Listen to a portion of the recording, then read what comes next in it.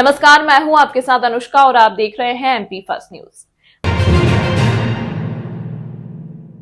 महिला दिवस पर पुलिस कंट्रोल रूम में महिला पुलिस अधिकारी कांस्टेबल की वाहन रैली प्रारंभ हुई, जिन्होंने महिला सशक्तिकरण का दिया संदेश। महिला पुलिस अधिकारियों द्वारा एक बाइक रैली निकाली गई है।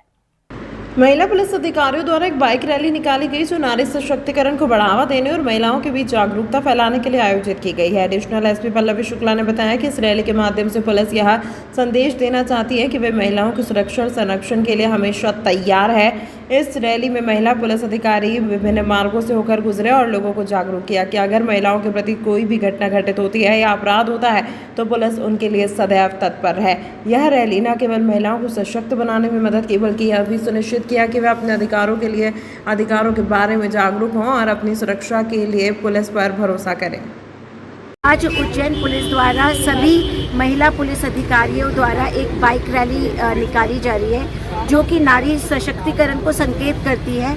इसके साथ साथ हम लोग कुछ अवेयरनेस प्रोग्राम भी आगे बढ़ाएंगे, ताकि सभी महिलाएं अपने मन से, अपने दिल से अपना काम बिगड़ डरे निडर होकर करते रहें और पुलिस हर तरह से हर पल पर, हर कदम पर उनके लिए सशक्त और तैयार है। लोग किस तरह का संदेश देना चाहेंगे इस रैली के माध्यम से? आप लोग इस रैली से हम ये संदेश देना चाहेंगे कि अगर महिलाओं के प्रति कोई भी घटना घटित होती है, कोई अपराध घटित होता है, तो पुलिस उनके लिए सदैव तत्पर है। वो लोग खुले विचारों से आए, थाने पर आए, हमारे हेल्पलाइन नंबर्स दिए हैं, उस पर कॉल करें। तत्पर पुलिस तैयार है और शीघ्र ही उनकी समस्याओं का निराकरण किया जाए। वित्त आयोग सदस्य डॉक्टर घोष और डॉक्टर पांडा शुक्रवार को उज्जैन पहुंचे थे। रात को भगवान श्री शिव की विभिन्न मुद्राओं में प्रतिमा देख भक्ति में लीन हुए। वित्त आयोग सदस्यों ने श्री महाकाल महालोक का भ्रमण किया। शनिवार को सभी सदस्य बाबा महाकाल की भस्म आरती में शामिल हुए। शुक्रवार शाम 16वें वित्त आयोग सदस्य डॉक्टर सौम्यकांति घोष और डॉक्टर मनोज पांडे व वित्त आयोग सचिव ऋत्विक रंजन पांडे ने उज्जैन प्रवास के दौरान श्री महाकाल महालोक का भ्रमण किया। भ्रमण के दौरान वित्त आयोग सदस्यों ने शिव विवाह, सप्तऋषि मंडपम, 108 शिव स्तंभ, ताड़कासुर का वध, शिव बारात, समुद्र मंथन, कमल कुंड, नवग्रह मंडल प्रतिमाओं और श्री महाकाल महालोक में दीवारों पर बनी हुई भगवान श्री शिव की विभिन्न मुद्राओं और श्लोकों के म्यूरल के बारे में विस्तार से जानकारियां ली। एक्सटेंशन 16वें वित्त आयोग के सदस्य रात को उज्जैन में ही रुके और शनिवार को सुबह होने वाली महाकाल बाबा की भस्म आरती में सम्मिलित होकर बाबा महाकाल के दर्शन किए। कोठी पैलेस पर बुद्धिस्ट इंटरनेशनल नेटवर्क द्वारा अपनी 4 सूत्री मांगों को लेकर सुबह 10 बजे से 3 बजे तक धरना प्रदर्शन किया गया। धरना प्रदर्शन करने के बाद राष्ट्रपति महोदय को भारत मुक्ति महिला मोर्चा बहुजन मुक्ति पार्टी के अध्यक्ष आयु गंगा मालवीय के नेतृत्व में कलेक्टर को ज्ञापन दिया गया। इस दौरान बड़ी संख्या में संगठन के लोग उपस्थित थे। भारत मुक्ति मोर्चा जिला अध्यक्ष परमानंद राठौर ने जानकारी देते हुए बताया कि अपनी मांगों को लेकर चरणबद्ध आंदोलन कर रहे हैं, पर सरकार की ओर से हमारी ओर कोई ध्यान नहीं दिया जा रहा है। राष्ट्रपति महोदय के नाम ज्ञापन देकर प्रमुख मांग की है कि महाबोधि महाविहार प्रबंधन बौद्ध समाज के हाथ में नहीं है, जिससे महाबोधि महाविहार की पवित्रता और बौद्ध धर्म की परंपराओं का उल्लंघन हो रहा है। धरने के दौरान अध्यक्ष आयु गंगा मालवीय ने संबोधित करते हुए कहा कि प्रशासन महाबोधि महाविहार को अबौद्धों से मुक्त करने के लिए कदम उठाए। उन्होंने कहा कि यह महाबोधि महाविहार बौद्ध धर्म के अनुयायियों के लिए बहुत पवित्र है और इसका प्रबंधन बौद्ध समाज के हाथ में होना चाहिए। कलेक्टर के प्रतिनिधि ने ज्ञापन लेकर समाजजनों और राष्ट्रपति महोदय तक ज्ञापन पहुंचाने का आश्वासन दिया है। मांग नहीं मानी गई तो 22 मार्च को रैली प्रदर्शन किया जाएगा। इसके बाद 9 अप्रैल जेल भरो और 1 जुलाई को भारत बंद का ऐलान किया गया है। इस मौके पर समाज सेवी मोहनलाल मकवाना, हीरालाल एरावल, रणजीत सिंह मेहर, मदन मालवीय आदि बड़ी संख्या में मूल निवासी बहुजन समाज इकट्ठा हुए थे। भारत मुक्ति महिला मोर्चा बहुजन मुक्ति पार्टी जाहिर समर्थन संगठन को देती हूँ। जय मूल निवासी, जय भीम, जय भारत, जय संविधान। आज बुद्धिस्ट इंटरनेशनल नेटवर्क के द्वारा देश के 31 राज्य 567 जिलों में एक साथ 5 चरणों का आंदोलन घोषित किया गया है, जो कि बुद्ध विहार मुक्ति का आंदोलन है। तो आज ये पहला चरण का आंदोलन 3 मार्च को ज्ञापन प्रस्तुत किया गया। दूसरा चरण का आंदोलन आज धरना प्रदर्शन किया गया। आंदोलन के मुद्दे थे जो बोध गया महाविहार है, जो वो ब्राह्मणों के कब्जों में है।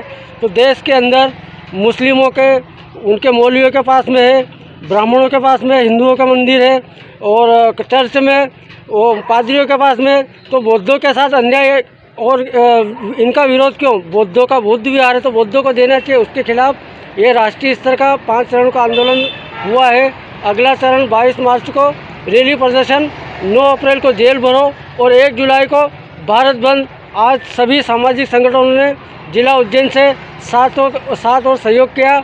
उज्जैन से आयुष्मती गंगा माली, भारत मुक्ति महिला मोर्चा, बहुजन मुक्ति पार्टी द्वारा समर्थन दिया गया और समाज के हमारे वरिष्ठ आदरणीय मकवाना साहब, ये राष्ट्रपति महोदय को के नाम ज्ञापन प्रस्तुत किया गया जिला अधिकारी को। आपका नाम? मेरा नाम Mukesh Malviya, Buddhist international network, जिला उज्जैन। विषय हमारा है महाबोधि महाविहार। जो हमारा महाविहार है बौद्धों का और यूनेस्को द्वारा मान्यता प्राप्त है, वह सिर्फ भारत की धरोहर नहीं विश्व की धरोहर है। 1949 के अंदर बिहार की विधानसभा में एक कानून बना दिया गया था जो पहले भी ब्राह्मणों के कब्जे में था, और छुड़ाने के लिए जब बात हुई, हमारे धम्मपाल जो बुद्धिस्टों ने, अनार्किक धम्मपाल थे, उन्होंने आंदोलन छेड़ा, उसमें बात की गई थी। तो उन्होंने संयुक्त एक समिति बनाई जिसमें ब्राह्मणों को रखा गया और बुद्धिस्टों को भी रखा गया, पर ब्राह्मणों की संख्या ज़्यादा है। हम चाहते हैं कि जब बौद्धों का विहार है तो बौद्धों के हाथ सुप्रत कर दिया जाए, और 1949 वाला जो कानून है उसको निरस्त कर करके कानून में संशोधन करके एक नया कानून बना दिया जाए, जिसमें उस कानून के अंतर्गत वो बौद्धों की विरासत है तो बौद्धों के हाथों में जानी चाहिए। यही हमारी मांग थी। ये चरणबद्ध आंदोलन जो चल रहा है, इसमें हम सभी साथ सहयोग दे रहे हैं। ईवीएम का सबसे बड़ा मुद्दा है। मेरा नाम है परमानंद बौद्ध। मैं उज्जैन मंडल अभिभाषक संघ के चुनाव की हुई घोषणा। 7 अप्रैल को चुनाव होंगे। इस दिन परिणाम की घोषणा भी कर दी जाएगी। मुख्यमंत्री डॉक्टर मोहन यादव भी बार एसोसिएशन के सम्मानित सदस्य हैं। उज्जैन मंडल अभिभाषक संघ चुनाव के मुख्य चुनाव अधिकारी सीनियर एडवोकेट अजय गिरिया ने आज दोपहर 2 बजे प्रेस कॉन्फ्रेंस लेकर बातचीत करते हुए बताया कि बार निर्वाचन प्रक्रिया 10 मार्च से शुरू होगी और नामांकन जमा करने की अंतिम तिथि 22 मार्च रहेगी। बार में लगभग 3000 अभिभाषक, लेकिन 1600 अभिभाषक बार के सदस्य हैं। इसके अलावा अंतिम सूची का प्रकाशन 27 मार्च को होगी। वहीं मतदान 7 अप्रैल को होगा और इसी दिन चुनाव परिणामों की घोषणा कर दी जाएगी। बता दें कि मुख्यमंत्री डॉक्टर मोहन यादव भी उज्जैन मंडल अभिभाषक संघ के सम्मानित सदस्य हैं। मध्य प्रदेश की चौथी नंबर की सबसे बड़ी बात संख्या वाइज, लिटिगेशन वाइज और जजेस वाइज, उसके निर्वाचन वर्ष 2025-2026 के लिए होने जा रहे हैं और आज इसका विधिवत अधिकृत निर्वाचन कार्यक्रम हम लोगों ने जारी किया है। उस निर्वाचन कार्यक्रम में 10/3/2025 को मतदाता सूची का प्रारंभिक प्रकाशन रखा गया है। उसके उपरांत 13/3/2025 को उस पर आपत्ति का अंतिम दिनांक रखा गया है। 17/3/25 को आपत्तियों का निराकरण करके 18/3/2025 को अंतिम मतदाता सूची का प्रकाशन हमारे द्वारा किया जाएगा और अभ्यर्थियों के नाम निर्देशन प्राप्ति 20/3/2025 से 22/3/2025 के बीच में नाम निर्देशन पत्र प्राप्त किए जाएंगे। नाम निर्देशन पत्रों की जांच 24/3/2025 को की जाएगी और अंतिम मतलब जो भी निर्वाचन के लिए भाग लेने वाले अभ्यर्थी हैं उनकी पदाभिलाषियों की अंतिम सूची का प्रकाशन 26/3/2025 को किया जाएगा। अंतिम सूची का प्रकाशन 27/3/2025 को किया जाएगा और उसके बाद 7/4/2025 को निर्वाचन मतदान की प्रक्रिया संपन्न होगी। पूरा प्रयास रहेगा कि उसी दिन सभी पदों के लिए हम लोग परिणाम भी घोषित कर दें। अगर संभव हुआ तो उसी दिन, नहीं तो कार्यकारिणी को जो परिणाम होगा वो अगले दिन घोषित किया जाएगा। लगभग संख्या तो 3000 है, लेकिन उसमें जो गाइडलाइंस है वो ये है कि जो स्टेट बार में जिनके नाम एनरोलमेंट है, जो वेरिफिकेशन रूल्स आए थे means bar council of India practice and verification rules, उसके लाइट में जिन जिन लोगों का, जिन जिन अभिभाषक साथियों का वेरिफिकेशन वहाँ पर है, उन लोगों के नाम ही वोटर लिस्ट में आते हैं। तो उन लोगों के नाम की वोटर लिस्ट वहाँ से मंगाई है। साथ ही एक शर्त यह है कि हमारी बार की मेंबरशिप और हमारी बार का जो मेंबरशिप शुल्क है वो भी उन लोगों ने भरा गया होना चाहिए। तो उन दोनों को मैच करके तो लगभग 1600 लोगों की संख्या लगभग आती रही है और अप्रोक्सीमेटली यही संख्या इस बार आएगी। कितने प्रत्याशी हैं? अभी प्रत्याशी तो लगभग 7 या 8 लोग तो अध्यक्ष के लिए मतलब जो सुन रहे हैं, मतलब ये मैं निर्वाचन अधिकारी के रूप में नहीं, एक बार के सामान्य मेंबर के रूप में बता सकता हूं कि जो कैनवासिंग कर रहे हैं, जिन लोगों ने वोट डालने के लिए निवेदन किया है, तो 7 प्रत्याशी तो लगभग अध्यक्ष पद के लिए सामने आए हैं। कितने पदों के लिए? ये जो चुनाव हो रहे हैं, ये एक अध्यक्ष, एक उपाध्यक्ष, एक सचिव, 2 सहसचिव और एक कोषाध्यक्ष और 11 कार्यकारिणी के सदस्य, इतने पदों के लिए। अध्यक्ष पद के लिए जो चुनाव होगा उसके लिए क्या नहीं, मतलब उनका क्राइटेरिया पूछ रहे हैं, मतलब वो कोई भी व्यक्ति जो बार का मेंबर हो, स्टेट बार में वेरिफिकेशन हो, जिसका प्रैक्टिस का मतलब एक्टिव प्रैक्टिशनर होना चाहिए, वेरिफिकेशन उसी का होता है जो एक्टिव प्रैक्टिशनर है वहाँ पर। और उसके बाद हमारे यहाँ की मेंबरशिप उसकी इंटैक्ट मतलब लगातार होनी चाहिए, लगातार उसका शुल्क भरा होना चाहिए। अजय गिरिया, मुख्य निर्वाचन अधिकारी। प्रयागराज महाकुंभ में शामिल होने के बाद महाकाल भैरव अखाड़ा के श्री श्री 1008 महामंडलेश्वर महाकालपुरी स्वप्निल भाऊजी का उज्जैन आगमन हुआ। धर्मेंद्र जोशी एवं रोहित राव ने जानकारी देते हुए बताया कि महामंडलेश्वर जी उज्जैन के आगमन के अवसर पर श्री योगी बाबा बमनाथ सेवा समिति द्वारा महाकाल का दुपट्टा एवं फूलों की माला से स्वागत अभिनंदन किया। इस दौरान मुख्य अतिथि के रूप में श्री योगी बाबा बमनाथ गब्बर बाबा उपस्थित थे। श्री श्री 1008 महामंडलेश्वर महाकालपुरी स्वप्निल भाऊ ने कहा कि प्रयागराज महाकुंभ में मुझे जाने का स्वभाव प्राप्त हुआ है, जिसको लेकर तैयारियां भी शुरू कर दी गई हैं। इसीलिए उन्होंने मुख्यमंत्री से निवेदन किया है कि वे श्रद्धालुओं के लिए अच्छी व्यवस्था करें जो कुंभ मेले में श्रद्धालुओं की मदद करते हैं। उन्होंने कहा कि वह उम्मीद करते हैं कि आगामी कुंभ मेले में भी स्थानीय लोग श्रद्धालुओं की मदद करेंगे। इस मौके पर नीलेश बैरागी, हिमांशु चौहान, राज मालवी, गोविंद भाई, मराठा मित्र मंडली दानी गेट चौराहा के सभी लोग उपस्थित रहे। इस भूत बावन बाबा महाकाल की पवित्र पावन नगरी में देखा जाए तो परंपराएं पर साधु संतों का मेला इस नगरी में लगे ही रहता है। आज हमारे महाकाल भैरव अखाड़े से महामंडलेश्वर जी आए।